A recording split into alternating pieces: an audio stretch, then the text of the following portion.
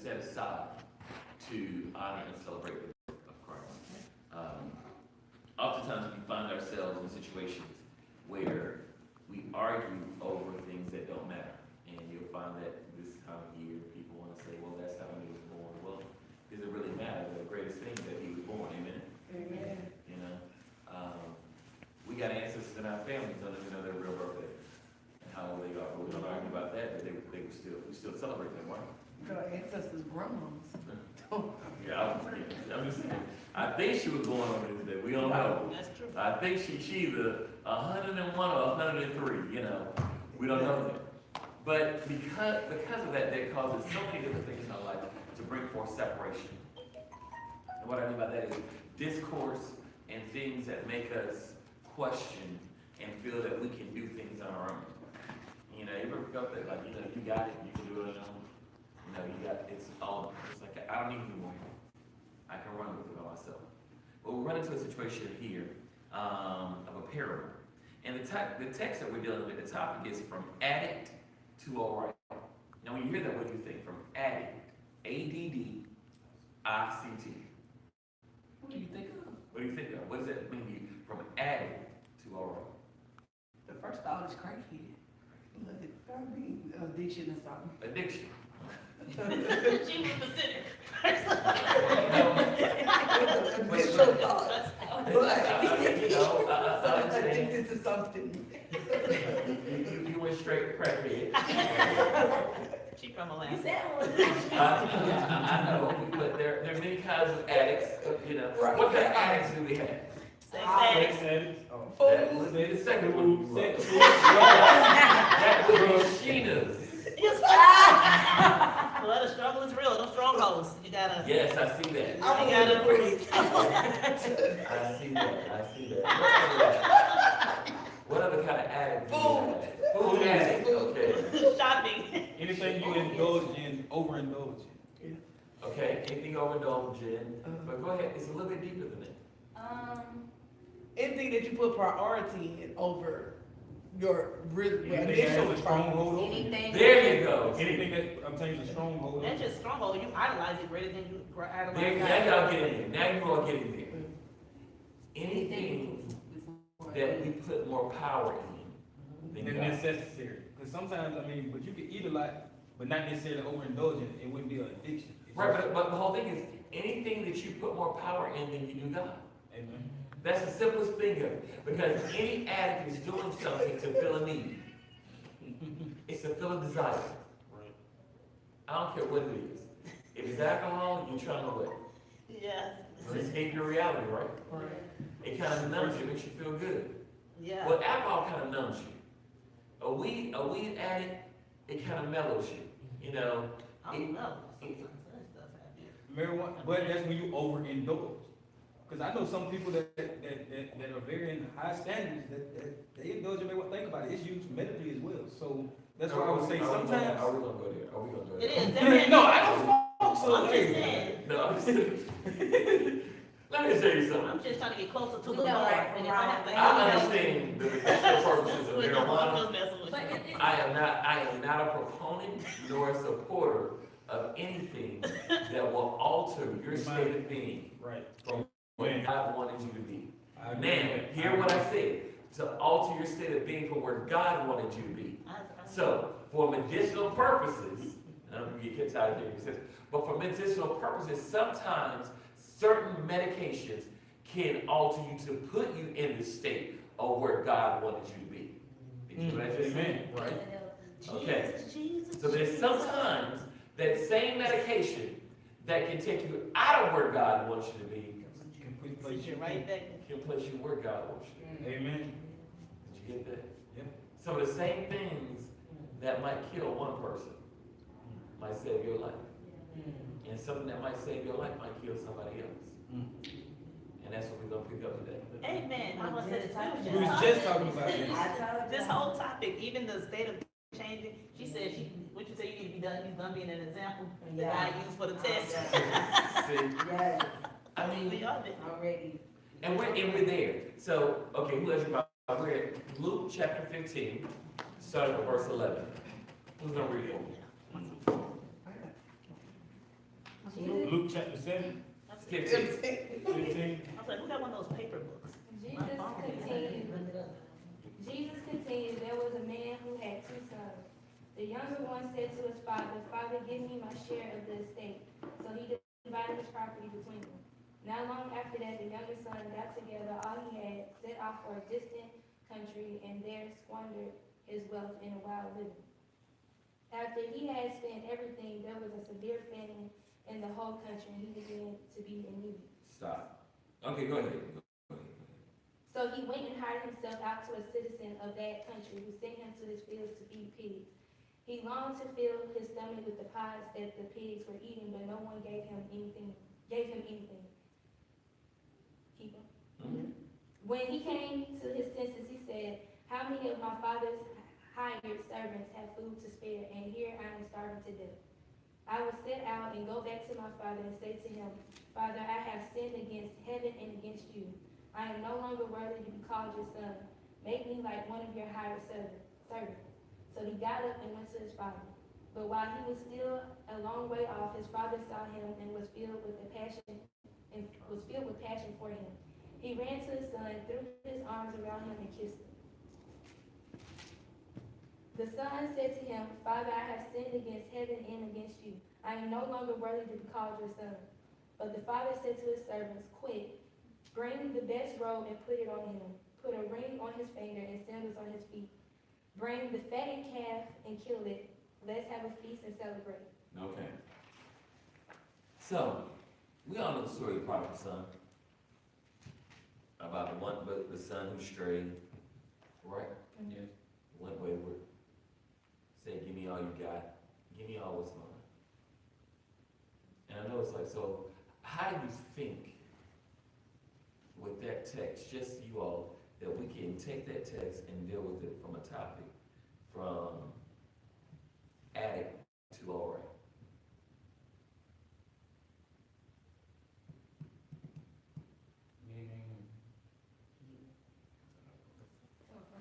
So what was he addicted to?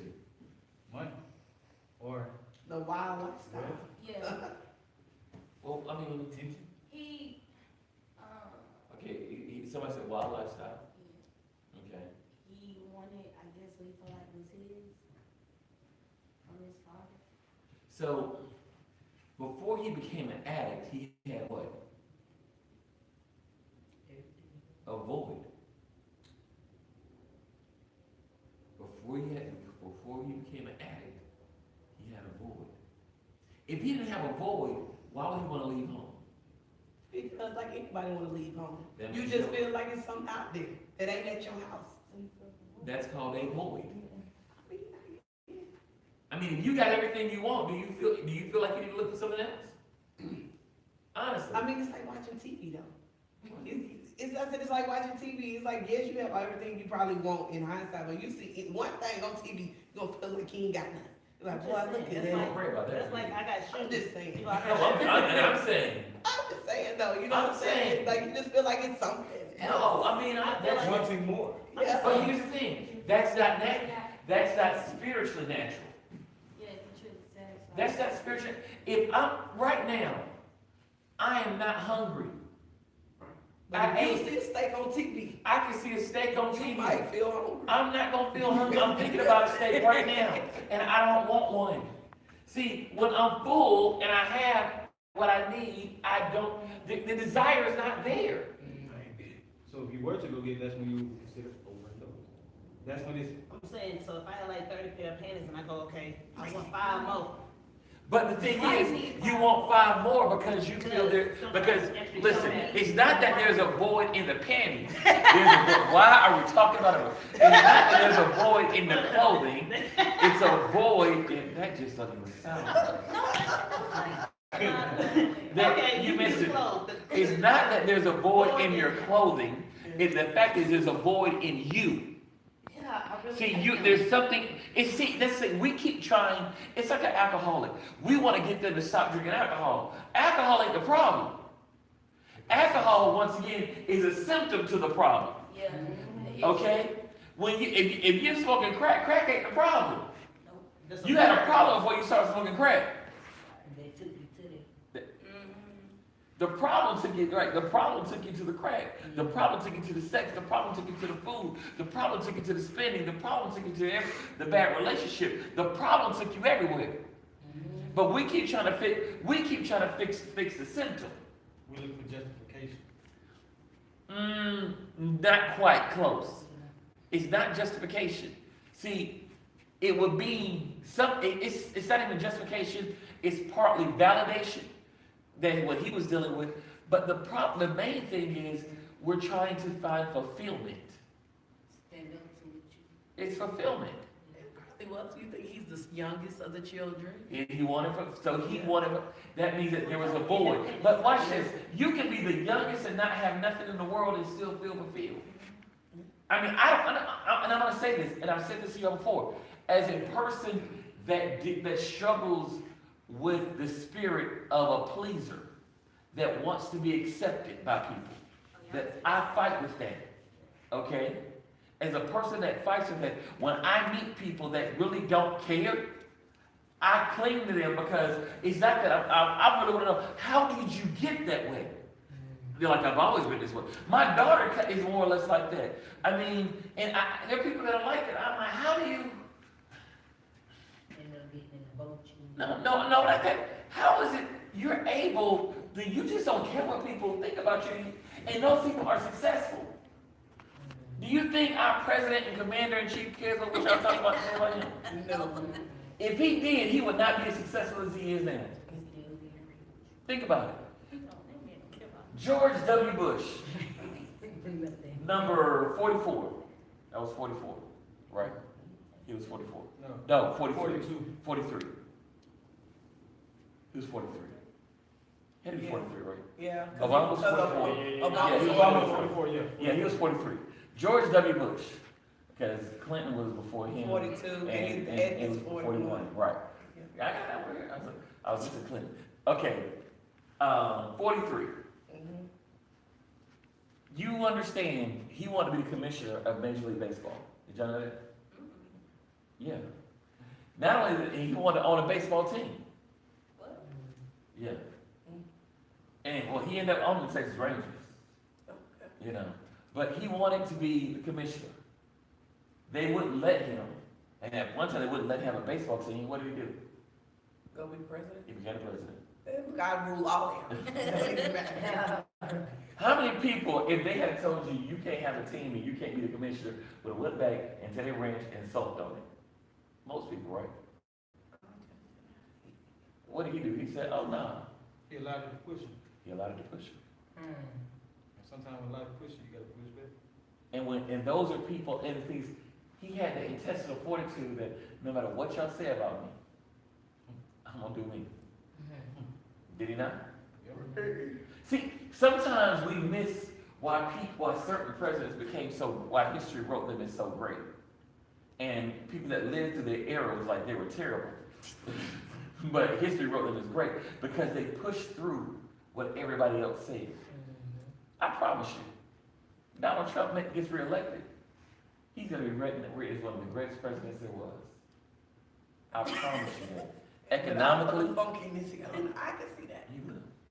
I can see it. Because he pushed through. Some of y'all are young, I don't remember the Reagan administration. Okay? Reagan, people that lived in the Reagan administration, they were like, they were like, man, that was terrible for the enterprise, You know, we had an actor as a president. Oh, yeah, they didn't like him. He got reelected. Yeah. He got reelected. And his vice president got elected, which was 41. Bush. You know? But yet the thing is, when he passed, he was listed as one of the greatest presidents there was. A lot of people don't think about it. Of course, I mean, I'm not saying I'm no Trump supporter, but before Donald Trump became president, all these rappers had it in song. Donald Trump this, Donald Trump that, I want to shit like Donald Trump. Right. Now, they speak a lot of different things about it. Yeah, because we began to, when we can't fill our void, we run from it. We run from the situation like the prodigal son. And what happened with him is what happens with many of us. We want more. And the funny part about it is, God is like the prodigal son's father. Do y'all realize that God actually gives you some of your portion right now? And we've squandered it? Oh, yeah. I mean, if you really think about it, most of you all don't deserve to have the clothes you have on your back. You don't deserve to have the houses you have. You know? I mean, if you really, really looked at it, you haven't been diligent enough to deserve it. That's not your life. But will we ever be fully deserved? Some people are. They literally make the money to carry a Louis Vuitton and put more money in the Louis Vuitton than the Louis Vuitton costs.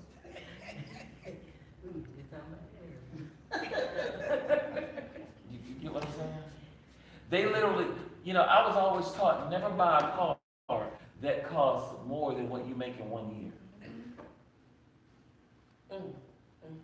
Actually, say you should buy. Yeah, comfort. Literally. I think they said, what was it with the house? You should never buy a house that is more, you should never buy a house that is more than 5 years your income. Just got it all wrong, didn't I? Most of us do. Finance classes are coming in. And technically, you shouldn't buy a house with a debt to income ratio over 28%. I like that. No, with your mortgage. Right. It should not be over 28%. I'm sure yours is over 28%. Yeah. I'm pretty sure your DTI is over 20%. Yeah.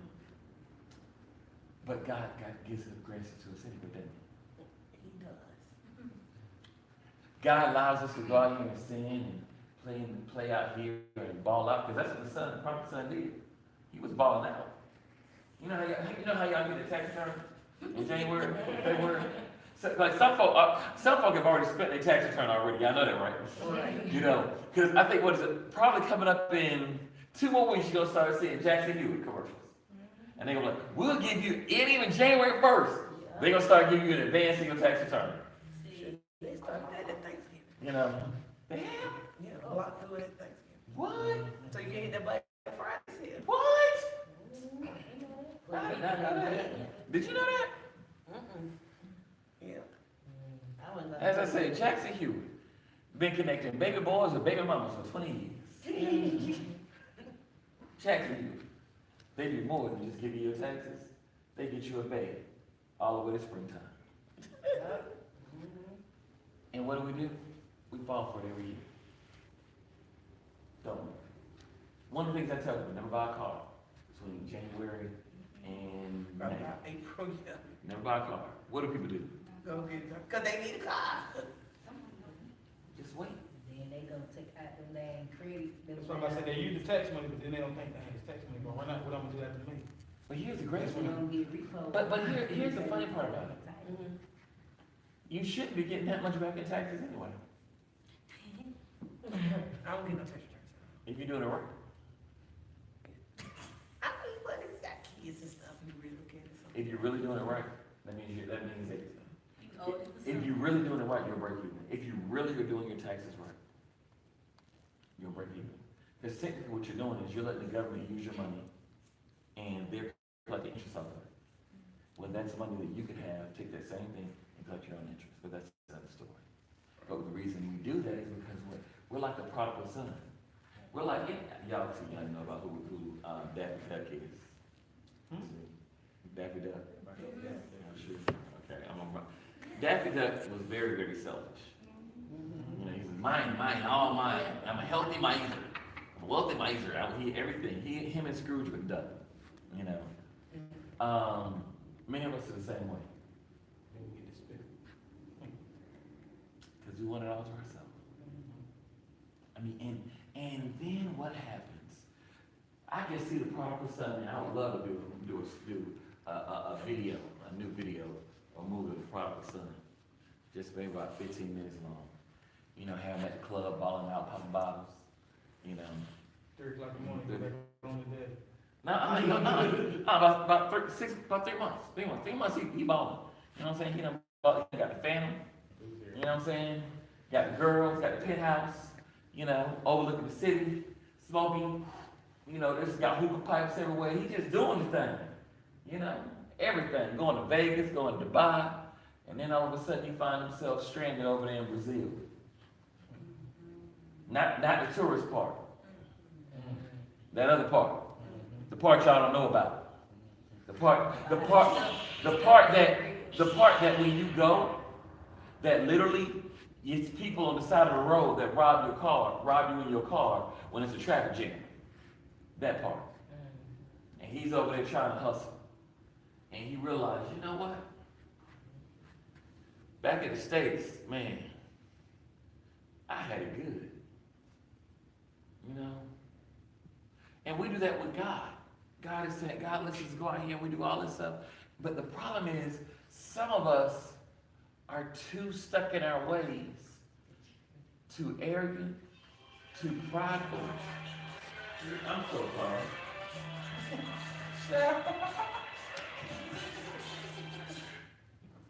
No, dude, I don't know why they call me in this time. I apologize, you all. Let me turn my rinker off. I forgot to. So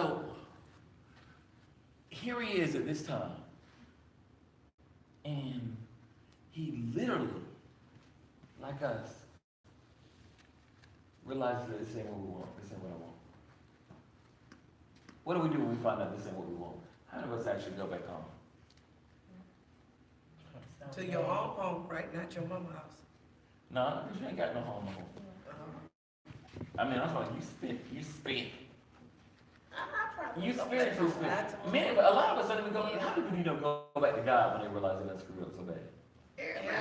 Everybody? No, I mean, well, the ones who really, yeah.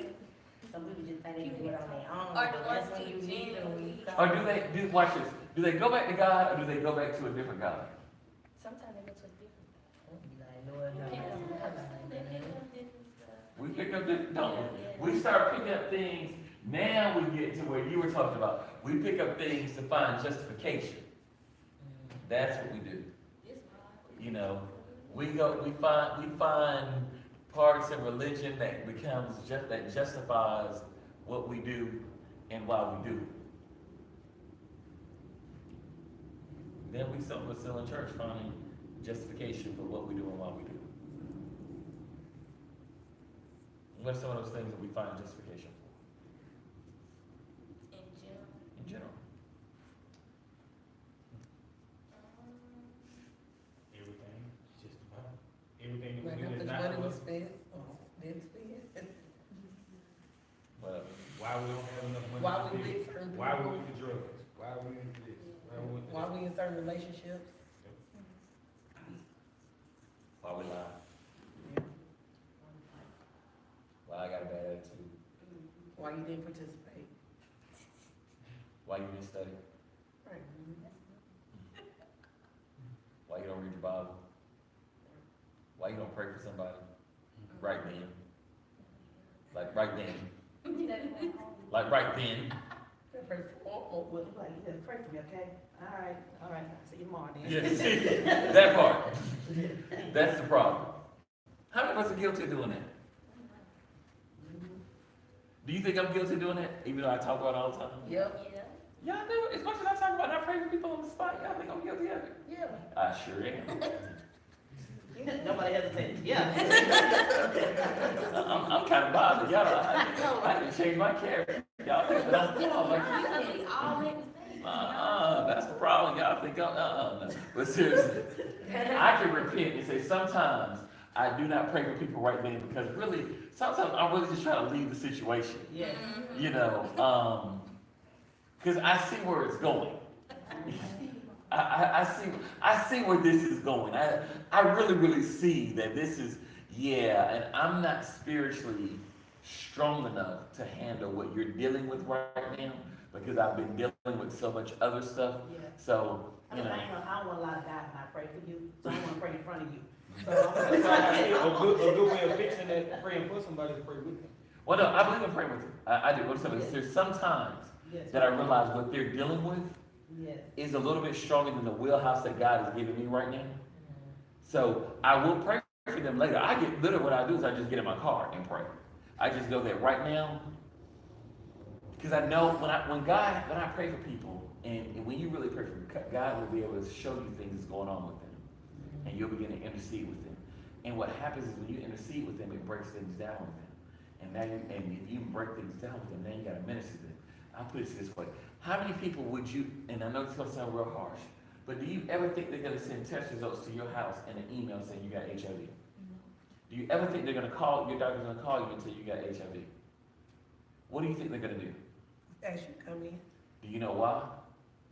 because they don't know probably what emotional state you're gonna be in or whatever, because it's a traumatic thing. They So don't they, know what they're saying. yeah, so they wanna So bring you read your in. character, Yeah. What was that? to read your character of how you partake. Exactly. So that's why sometimes I know that God may show me things about them, and I know that when they hear it, it's gonna break them down. It's gonna be that much harder, and I'm gonna have to minister to that. And I know, and see, sometimes we got to know where we are, where if we're strong enough at that point to deal with that. If you don't believe me, there's a story about a young boy who was struck with lunacy, and his disciples tried to cast the demon out, and they couldn't, and Jesus had to come. See, they didn't mean that they didn't know Christ. It was just that they didn't have what it took. Okay, and you got to know your battles. You got to know your battles. You know, you have to know when it's time to say, okay, you know what, God, yeah, I hear you. Because you'll get in the battle, and you'll deal with the Spirit, and He'll come up to you, and He'll talk about, I'm legions, because I'm many. And you thought that you were strong because you was one, And jump on you. and He'll jump on you. You'll be like, it'll be like, what was that, I think it was in Corinthians, Paul I know, Jesus I know. But who are you? Yeah, see, no, we ain't playing that game. No, you gotta, and I know coming from a pastor, people say, well, you should always be ready for every single spiritual warfare and every single spiritual attack. If I'm ready for every single spiritual attack and every single spiritual warfare, and I can handle every single thing on every single level, that means I've maxed out. And then who was born back into But I can't max out. You can't, 'cause it's all something. I can't max out. And the greatest thing is knowing when to stop. We talked about David last week. David knew there was a time to stop, go in a cave, and wait. There's a time, sometimes you just gotta retreat. And then God will. Exactly. Not just bring you out, but he'll fight the battle. Exactly. It ain't, so sometimes it's not even meant for us. It's meant for us to intercede, bring them to God, It is true. and leave it there. You know? So I'm saying that because what happens is, with this prodigal son, we fall into that same category because we have a void.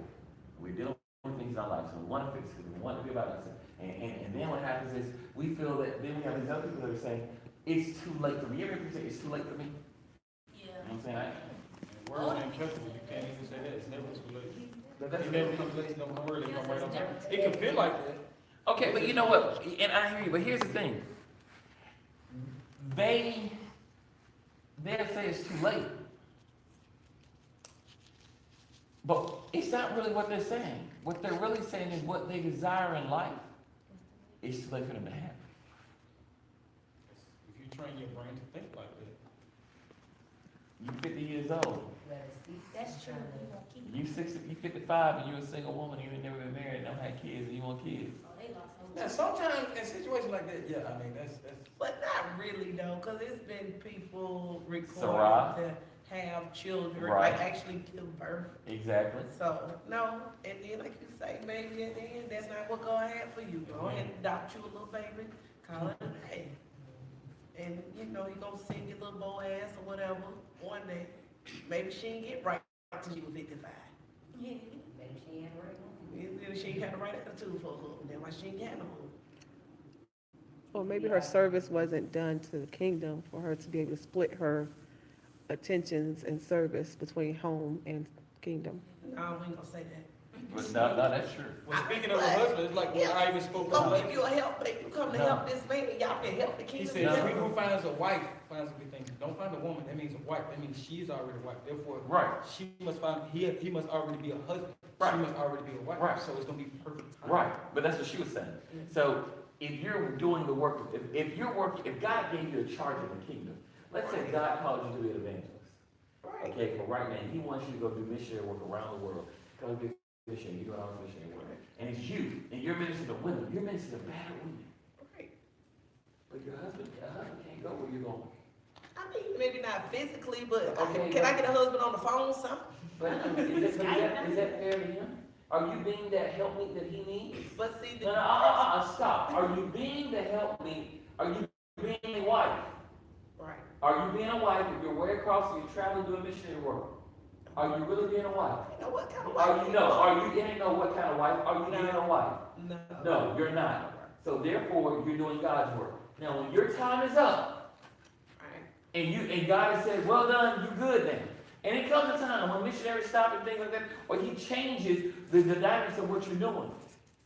Now you operate in your wifehood because guess what? Now your purpose becomes into what? Your husband. See? Now it's directed towards him. Because he's your under shepherd. I'm like, look, husband, Do you get what I'm saying? what you doing with yourself? See, and that's why you're not married. Amen. Because I'm going, what you doing with yourself? Because that's not your place. I'm like, what you doing with yourself? If you gotta get with a dude that you gotta ask him that question, that's the wrong dude for you to be with him. Friends, I don't be asking questions. I be like, hi, don't ask me because I ain't asking you. It's all right, y'all, I'm not married. We know that. So you have to be, and like you said, you have to be a husband. Men have to be a husband. I mean, if you still got boyfriend mentality, Oh. you still operate like boyfriend mentality. You know, you don't even understand what a covering is. And I'm not talking about always paying the bills and she got to sit at home. See, that's not what I mean. You know, I'm talking about are you praying for? You know, do you got to protect? Do you know how to put a plan out for your household, establish the plan, work the plan, cultivate the plan, and grow the plan? And before you finish that plan, you got another plan. That's a husband. That's a husband. Now, if you got a joker that can't do that, you know, and I'm not saying that, and I'm saying a lot of things we see in the world today, and I've seen them, you know, I think it was something I saw that somebody said, you know, he needs you not just be his peace, but to help him fight demons and go to, listen, you need to be fighting demons for him. No, you don't. I know. That is not your job. I tried to do that before. That is not your job. If your husband, if your man don't know how to fight some demons, then you might need to find another man. What I mean by that is if he has no idea how to handle spiritual warfare, You He can't can't do be nothing a with man. He can't be your covering. there you go. If he can't handle spiritual warfare, and you're gonna have to sit up there and always fight for him, You're pouring into him, he gonna have to It's a pour little into boy. you. I do. say it again. It's a boy. Ain't no- it's Say it again, it's a what? It's a boy. That's right. What? Kevin It's Shaw's a grown boy, not a wife. grown man. And that's the problem. That's that lady. And it's a from whole lot of, yeah. What's that? We got a whole lot of grown What they call it, boys. the war Whole lot room? of grown boys. Yeah, a whole lot of grown boys. That's the consequences of it being a fine husband. I guess those was different. You didn't see that movie, War Room? She was praying a lot in the house. War room. Yeah. Hey, that's an awesome I movie. love that That's movie. an But I'm awesome saying, movie. she was fighting. She was fighting way stronger than him, but. But No, the that difference was- there is, yeah. he did have a life. He did have it was just that there were things that were going on, and that happens in marriage. But she was praying for her But when you husband. got somebody that pray for your Yeah, husband she's and praying pray for for her their husband. strength, God will work on it. Right. And same way with me, I pray for my wife, but She's so stupid. That's a wonderful woman. she's Great awesome. lady. I'll say this, but I'm gonna say this. Right, and even with that, it's a sidebar. It takes both parties. It takes both parties. I said, that must be gay. You know, you can't. That was, yeah. Well, while we speaking of the marriage part, the reason why I spoke of that is because I'm going through a marriage situation right now. I'm going through that, but I constantly pray for my wife. I mean, regardless of what we go through, regardless of any standards that we have, I pray for her constantly. And we facing battles of paperwork and everything right now, but If you ask me if it's meant to be at the end because God, he doesn't like divorce, but at the same time, he will still make that happen if y'all aren't meant to be together. And You know, I'm gonna be honest, I am not a proponent of divorce, I am not either. okay? They gonna make you certain paper. But, Yeah. how decent ever, how decent ever, I'm gonna say this, I'm not a proponent of divorce, and even the Old Testament says, for the hardness of your hearts, may you issue your wife a decree of divorce. And the reason of that would be for infidelity, okay? Because what was happening before then, and yes, that means a wife cannot divorce a husband cannot divorce a wife. You know, yes, so you know that, that's good, that's Bible. Yes. And watch this, Old Testament. watch this, real Bible, a man can't commit adultery, only a woman can. The only way a man commits adultery is if he sleeps with a woman that was divorced. And that's the only way. It's in Deuteronomy.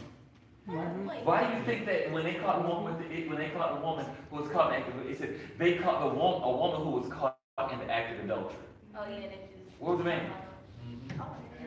If they caught the woman in the act of adultery, what does that mean? The man was there, but he didn't commit adultery. Oh, he was single. No. No, they just said He was man. married. A married man can't commit adultery. The woman can. If you read your Bible, you'll find so many stories. Exodus. Who was it? Was it not Hosea? Who was it? I forgot his name just that quick. What's the story? He was a king. He went back and he was supposed to give his daughter to his next born son because his other son was too young. He's going to have him. Then he took, I forgot his name, but he gave her his signet ring and his staff. He slept with this prostitute, not knowing that that was actually his daughter, his former daughter-in-law.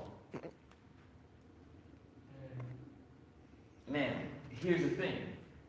It was customary, it was not customary, but it was typical for men to lay with women. He went back, he actually in service. He said at the service, said, there's a woman, there's a harlot, go back and find her and give her this money because she has something, go back and do that. And it's like, there is no woman like that, what are you talking about? And then they came back and said, there's this, your daughter-in-law was out here acting like she was one. She was acting like she was one.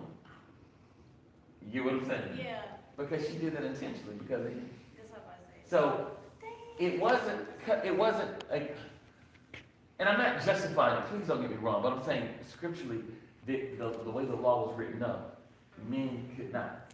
So that's why we had that when people say what happened there.